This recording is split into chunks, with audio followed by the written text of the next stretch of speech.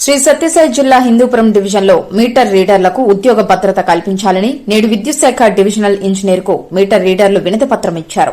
రాష్ట కార్యాచరణ కమిటీ పిలుపులో భాగంగా విద్యుత్ మీటర్ రీడర్లకు సంస్థలో ఉద్యోగ భద్రత కల్పించాలని, స్మార్ట్ మీటర్లు వస్తున్న నేపథ్యంలో విద్యుత్ మీటర్ రీడర్లకు ఆ సంస్థలోనే ప్రత్యామ్నాయ ఉపాధి చూపించాలని వినతిపత్రం ఇచ్చారు.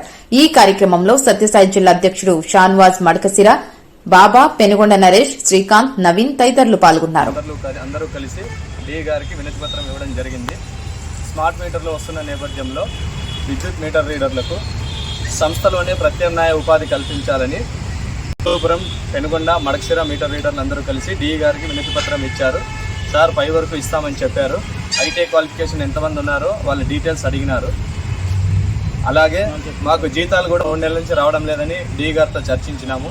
ఈపీఎఫ్, ఈఎస్ఐ కూడా మెసేజ్లు రావడం లేదు, తక్కువ కడుతున్నారు, ప్రతి రీడరు ఇబ్బంది పడుతున్నాడు. ఈపీఎఫ్, ఈఎస్ఐ గురించి క్లియర్గా ఈపీఎఫ్, ఈఎస్ఐ చెల్లించి మాకు జీతాలు బిల్లు వచ్చినా రాకపోయినా మీటర్ రీడర్లకి జీతాలు చెల్లించాలని హిందూపురం డివిజన్ మీటర్ రీడర్లు అందరూ కోరుతున్నాము.